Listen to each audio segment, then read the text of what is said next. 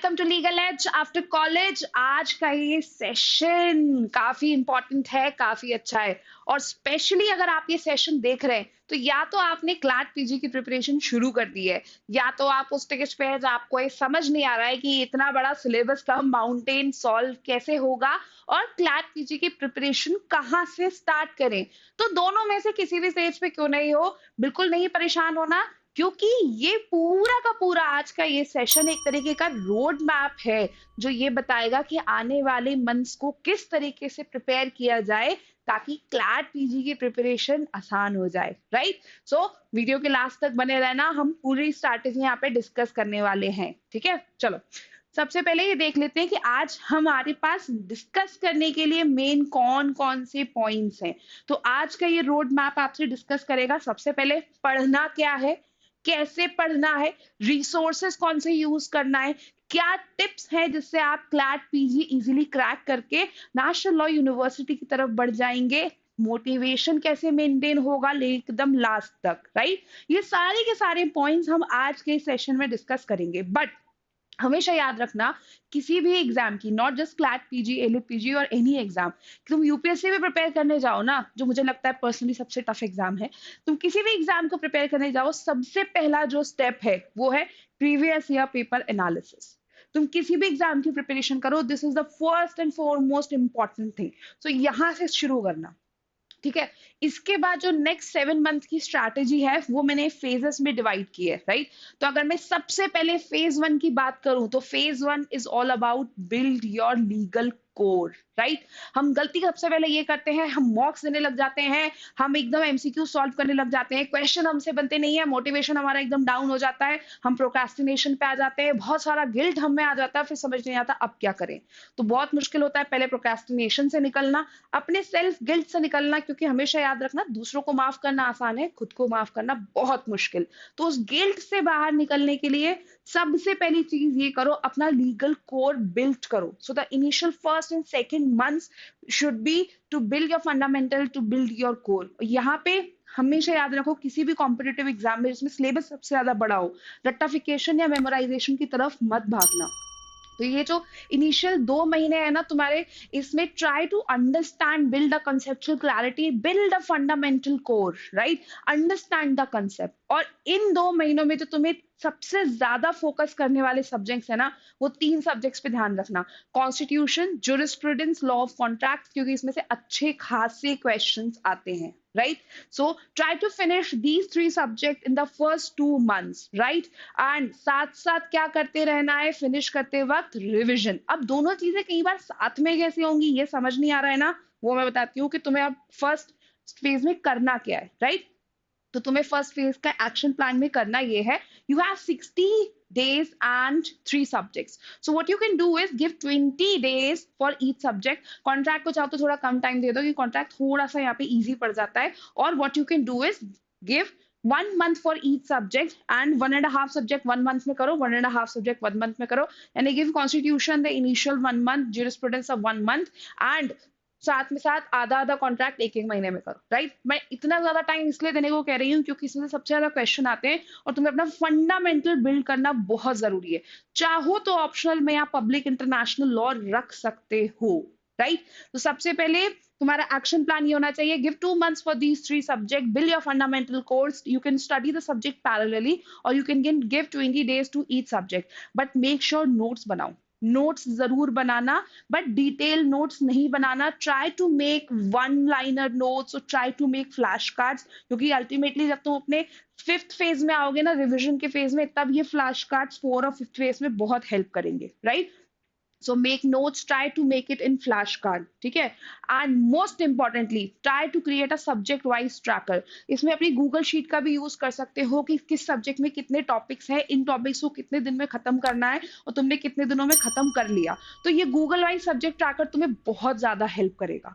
और इन सब्जेक्ट्स को खत्म करने के लिए अगर रिसोर्सेस की बात की जाए तो you can use bear act, summary books, landmark judgments, landmark जज। इनके अलावा जो तुम्हें मेजर एरियाज कवर करने हैं, conceptual clarity, section number, illustration where ever it is given, article number, landmark judgments, you can take the help of bare act, summary books और YouTube lecture, whatever suits you. Right, ये तो तुम्हारा हो गया phase 1, जहाँ तुमने अपने 3 subjects जो है अच्छे तरीके से तैयार कर लिए, उनके वन लाइनर नोट्स भी अपने साथ रख लिए।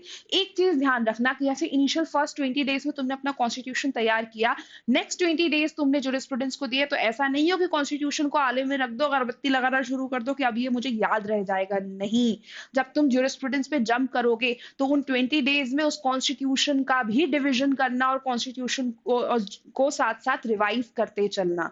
So what you have to do is 20 days for constitution, 20 days for jurisprudence, 20 days for contract. You can refer the resources of Baer Act summary books, and you have to cover your concept, section number, article number, illustration, and landmark judgments. You can take the help of YouTube lecture. Make sure you make one-liner notes for yourself. And इसके अलावा the most important thing, case laws. Case laws, current and landmark साथ साथ करते रहना। CLAT PG का पूरा paper इसी पे बेस्ड होता है, उसको छोड़ ही नहीं सकते हो, राइट? अब फर्स्ट एंड सेकंड मंथ हो गए, now comes to your phase 2। Phase 2 में जहां तुम एक तरीके से स्ट्रेंथन कर चुके हो अपने कोर एरियाज को, तो अब एक्सपैंड करने का टाइम आया है, राइट? तुमने अपना बेस बिल्ड कर लिया है, अब हमें स्केल करना है। स्केल कैसे करना है? तो next third and fourth month में तुम्हें कौन कौन से सब्जेक्ट्स कवर करने हैं? Criminal law, administrative law, family law, environment law, public international law optional है, क्योंकि अगर तुमने फर्स्ट फेज में ही इसे कवर कर लिया था, then you don't have to cover it in the second phase, but cover जरूर कर लेना। So third and fourth month में these are the subjects which you need to cover, right? And now यहाँ पे तुम्हें किन चीजों का ध्यान रखना है? तो सबसे पहले तो तुम्हें अपने रिसोर्सेज का ध्यान रखना है। कई बार हम अपने रिसोर्सेज इतने ज्यादा वाइडन कर लेते हैं ना कि हमारा सिलेबस टाइमली कंप्लीट नहीं हो पाता, तो ना तो हम रिवीजन कर पाते हैं, ना तो हम प्रैक्टिस के लायक बचते हैं, हम सिर्फ सिलेबस कंप्लीट करते रह जाते हैं, और इस तरीके से कॉम्पिटिटिव एग्जाम नहीं निकलता, राइट? तो choose your resources very wisely. What you can do is, आप बेयर एक्ट पे फोकस कर सकते हैं, आप जो छोटी छोटी पत्ती दुक्की आती है आप उन पे फोकस कर सकते हैं, आप यूट्यूब लेक्चर पे फोकस कर सकते हैं। जो चीज आपको कवर करनी है, again conceptual clarity, section number, illustration where ever necessary, and most importantly case laws. मैं शुरू से कह रही हूँ, केस लॉस एक ऐसी चीज है जिसको स्किप नहीं किया जा सकता। So these are the resources and topics you need to cover in the subjects, right? Action plan में तुम्हें क्या करना है? नोट्स बनाने हैं, बट शॉर्ट नोट्स बनाने, बहुत शॉर्ट नोट्स बनाने। रिवीजन के टाइम पे अगर नोट्स लेंदी रहे तो रिवीजन नहीं हो पाएगा, ठीक है? जब इन सब्जेक्ट्स को प्रिपेयर करो, रिमेंबर साथ ही साथ पैरेलली तुम्हें फेज 1 एंड फेज 2 को रिवाइज भी करना है एंड प्रैक्टिस भी करना है। प्रैक्टिस कहां से करोगे? So you can refer to previous year question paper, you can refer to multiple choice questions. Multiple choice questions तुम्हें सेक्शनल टेस्ट या फिर प्रैक्टिस शीट्स बहुत सारी जगहों पे मिल जाएंगी। अब सवाल आता है कि मैम ये मल्टीपल चॉइस क्वेश्चंस हम कहां से लेकर आए, राइट? मल्टीपल चॉइस क्वेश्चन कहां से मिलेंगे हमें? तो बहुत सिंपल है, मल्टीपल चॉइस क्वेश्चन के लिए ज्यादा परेशान होने की जरूरत नहीं है।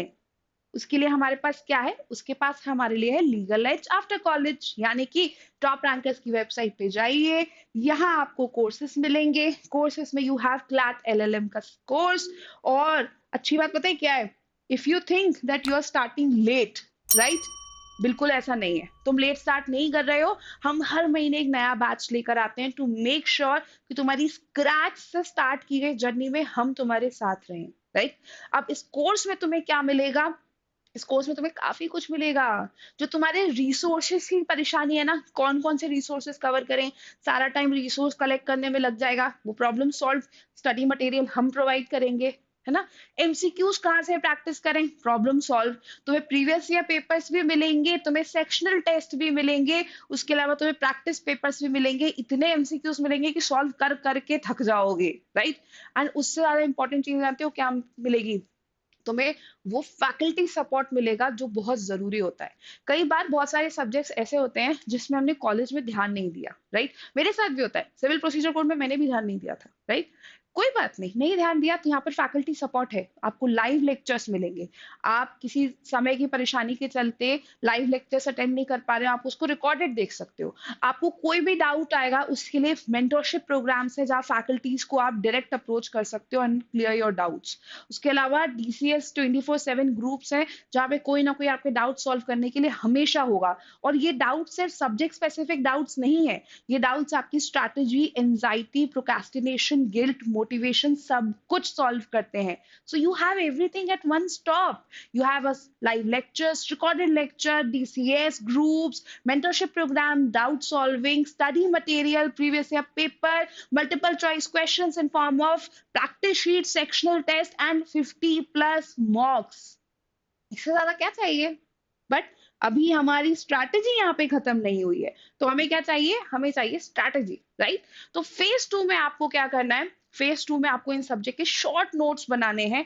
शॉर्ट नोट्स बनाने के साथ साथ फेज 1 में किए हुए सब्जेक्ट्स को पैरेलली रिवाइज करके सॉल्व करना है, उसके प्रैक्टिस करना है. और जो फेज 2 में सब्जेक्ट खत्म करोगे ना, उसमें तुम फ्लैश कार्ड्स बना सकते हो. जैसे कहीं भी लैटिन टर्म, मैक्सिम, ज्यूरिस्ट का नाम, ज्यूरिस्ट की बुक आ रही है, उसका फ्लैश कार्ड बना लो. वो तुम्हें रिविजन के टाइम पे ना बहुत ज्यादा इजी पड़ेगा, राइट? तो यहाँ तुम्हारा फेज 2 खत्म हुआ. तो हम कहाँ आए? हम यहाँ पर आ गए अपने फेज 3 में. Your phase 3 is the month 5. ये मंथ है तुम्हारे मोमेंटम का, जहां पे तुम काफी अच्छे खासे सब्जेक्ट्स कवर कर चुके हो. You have already cover constitution, jurisprudence, contract, administrative law, environment law, family law, public international law and criminal loss. But इसके बाद भी कुछ सब्जेक्ट्स हैं जो अभी भी बचे हुए हैं, जैसे कि torts and your other minor laws, right? तो इस फेज में तुम्हें क्या करना है? सबसे पहले अपने माइनर लॉज को खत्म करना है. तो माइनर लॉज को 5-5 दिन भी दोगे तो भी ये माइनर लॉज यहाँ पर खत्म हो जाएंगे. तो first focus should be is to finish your minor laws. उससे बड़ा जो फोकस है तुम्हारा, वो है फेज 1 एंड फेज 2 में किए गए सब्जेक्ट का रिविजन. तो फेज 1 में जो सब्जेक्ट्स खत्म किए थे उसका रिविजन तो तुम ऑर्डिनरी फेज 2 में कर चुके हो. फेज 3 में तुम फेज 2 के सब्जेक्ट्स का भी रिविजन करोगे और फिर से फेज 1 के सब्जेक्ट्स का रिविजन करोगे, because a key to a competitive exam is multiple revisions, right? So multiple revisions यहाँ पे बहुत जरूरी है. और सबसे ज्यादा जानते हैं क्या जरूरी है? प्रैक्टिस. तो यहाँ पे तुम्हारा टारगेट होना चाहिए एटलीस्ट 50 से 75 एमसीक्यूज डेली सॉल्व करने का. अब इतने एमसीक्यूज तुम्हें बुक्स में तो नहीं मिलेंगे. लेक्सिस नेक्सस, सिंगल्स, एकेजन सब मिला लो ना, तो इतने एमसीक्यूज तुम्हें नहीं मिलने वाले डेली. इतने एमसीक्यूज डेली तुम्हें कहाँ मिलेंगे? Top rankers, right? तो डेली तुम्हें कम से कम 50 टू 75 एमसीक्यू सॉल्व करने हैं उन सब्जेक्ट्स के जिनका तुम रिवीजन कॉन्स्टेंटली करते जा रहे हो. और एक इंपॉर्टेंट चीज जो मैं शुरू से बोल रही हूँ, केस लॉस. केस लॉस का रिवीजन यहाँ इस फेज से करना शुरू कर देना बहुत ज्यादा जरूरी है. एंड मोस्ट इंपॉर्टेंट थिंग, ये वो वाला फेज है जहां पे कम से कम तुम्हें वीक में एक मॉक देना जरूरी है. So make sure you give 1 mock every week, right? Phase 3 अच्छे से निकल गया. फिर आता है आपका फेज 4. फेज 4 में अब तुम्हारे मेजर सब्जेक्ट्स, उसके बाद स्ट्रेंथन सब्जेक्ट्स एंड तुम्हारे माइनर सब्जेक्ट्स सारे कवर हो चुके हैं, राइट? तो तुम्हें करना क्या है? अपने मंथ 6 में you need to revise revise revise. Phase 1, phase 2, phase 3 के सब्जेक्ट्स. फेज 1 के सब्जेक्ट्स तुम ऑलरेडी 2 बार रिवाइज कर चुके हो, तो तीसरे रिविजन में टाइम कम लगेगा. फेज 2 के सब्जेक्ट तुम दूसरी बार रिवाइज करने जा रहे हो, तो उसमें भी थोड़ा सा कम टाइम लगेगा. एंड फेज 3 के सब्जेक्ट्स छोटे हैं, माइनर है, इसके रिविजन में भी कम टाइम लगेगा. सो यहाँ पे एक मंथ में तुम अपना रिविजन जो है वाइंड अप कर सकते हो, राइट?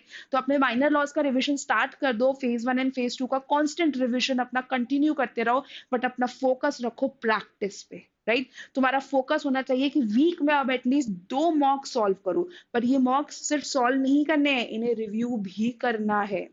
रिव्यू क्यों जरूरी है? ताकि तुम्हें पता होना चाहिए where are you going wrong. तभी तुम्हारा पूरा एक्शन प्लान डिस्कस होगा, क्योंकि by this time you know कि तुम्हारे स्ट्रेंथन एरियाज क्या है, जो तुम्हारी स्ट्रेंथ है.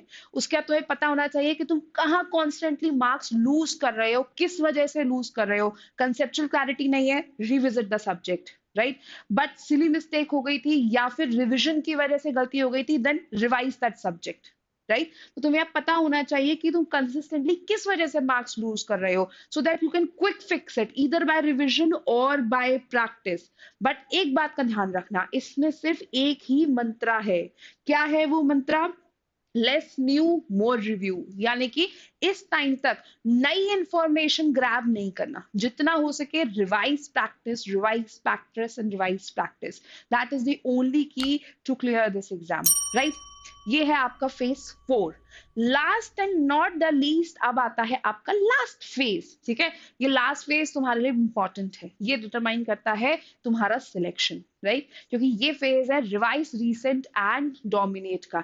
This is your final month, और इसमें तुम्हारी स्ट्रैटेजी क्या होनी चाहिए? तुम्हारी स्ट्रैटेजी होनी चाहिए कि जितने भी तुमने वो वन लाइनर के नोट्स बनाए थे ना, उनका रिविजन करो। तो ये वो टाइम है कि जहां तुम अपने core areas, constitution, contract and jurisprudence का चौथी बार रिविजन करने जा रहे हो। फेज 2 के सब्जेक्ट्स जैसे कि family law, environment law, administrative law, criminal law, public international law का तीसरी बार रिविजन करने जा रहे हो, और माइनर लॉज का दूसरी बार रिविजन करने जा रहे हो। इतनी बार रिविजन के बाद तो तुम यूपीएससी भी क्लियर कर लोगे यार, है ना? तो रिवीजन यहाँ पे बहुत ज्यादा इंपॉर्टेंट है। बट एक बात याद रखना, रिवीजन सिर्फ उसका करना जो तुमने यहाँ पे पढ़ लिया है, नया कुछ भी नहीं। तुम्हारी फ्रेंड्स कुछ भी बोले, तुम्हारी पेयर ग्रुप्स में कुछ भी बोले कि ये नहीं पढ़ा, ये नहीं पढ़ा, this is not the time to grab any new information. Revise what you have done. आप मैराथन्स के थ्रू भी रिवीजन कर सकते हैं। मैराथन्स कहाँ मिलेंगी? जो हम करवाते हैं, हम अपने सारे स्टूडेंट्स को इस टाइम तक तो मैराथन्स रन करवाते हैं जहां वो ऑलरेडी फिनिश टॉपिक्स का मल्टीपल रिविजन कर चुके होते हैं, है ना? उसके अलावा तुमने रिविजिट तो कर लिया, तुमको प्रैक्टिस जरूर करनी है। तो तुम्हें प्रैक्टिस में कम से कम डेली 50 टू 75 एमसीक्यूज देने हैं। बट अब मिक्स टॉपिक के एमसीक्यूज देना शुरू कर देना, राइट? एंड एटलीस्ट कोशिश करनी है कि वीक में 3 मॉक्स करो, ठीक है? 3 मॉक्स करो, पर इस तरीके के प्रेशर से करना टू मेक श्योर ऐसा लगे कि तुम एग्जामिनेशन रूम में ही बैठे हो। इतने मॉक्स देने के बाद तो एक फेमिलियरिटी डेवलप हो जाएगी, यू नो कि भाई एक अगला मॉक ही तो है जो मैं क्लैट के एग्जाम में देने वाला हूँ, राइट? एंड जब सबसे इंपॉर्टेंट चीज जानते हो क्या होती है? वो है तुम्हारा माइंडसेट। तो इस फेज तक आते आते मेक श्योर कि तुम ये माइंडसेट रखो, sleep well, eat better, and make sure you protect your mental health and peace. घबराहट में, पैनिक में गड़बड़ी कर देते हो, वो यहाँ पे नहीं करना है, राइट? क्योंकि ये मंथ जो है वो पैनिक करने का नहीं है, ये अब तक जो किया है उसको पॉलिश करने का है, right? So your entire strategy is divided into 5 phases. So remember, 5 phases, one goal, go and get it. And possible है, हमने करके दिखाया है, हमने हर साल अच्छे रिजल्ट्स दिए हैं। तो स्ट्रैटेजी तुम्हारे सामने है, उसके बाद भी तुम्हें लगता है that you need support and guidance, तो हम भी तुम्हारे सामने हैं, हम तुम्हारे साथ हैं। नहीं तो समझ में आ रहा है, कॉल अस, राइट? इस नंबर पे कॉल करो and will be there to help you, protect you, guide you and support you, right? अब तुम्हें लगता है ये स्ट्रेटजी काम की थी, तुम्हें लगता है कि ये हेल्पफुल थी, तो कुछ नहीं करना है यार, चैनल को सब्सक्राइब करना है ताकि ऐसी और स्ट्रैटेजीज तुम तक आती रहे। और तुम्हें लगता है कि किसी फ्रेंड को इसकी जरूरत है तो उसे शेयर करना है। So subscribe, like and share, and most importantly comment करो कि अपनी प्रिपरेशन में तुम्हें किस चीज की जरूरत है, which subject do you need, which strategy do you need, any doubt you have, whatever it is, reach out to us. जब तक रीच आउट नहीं करोगे कैसे पता चलेगा कि हम तुम तक क्या लेकर आए, है ना? सो make sure that you comment, right? So keep preparing, keep studying, anything you need, we are here for you. Until next time, bye bye. Bye everyone.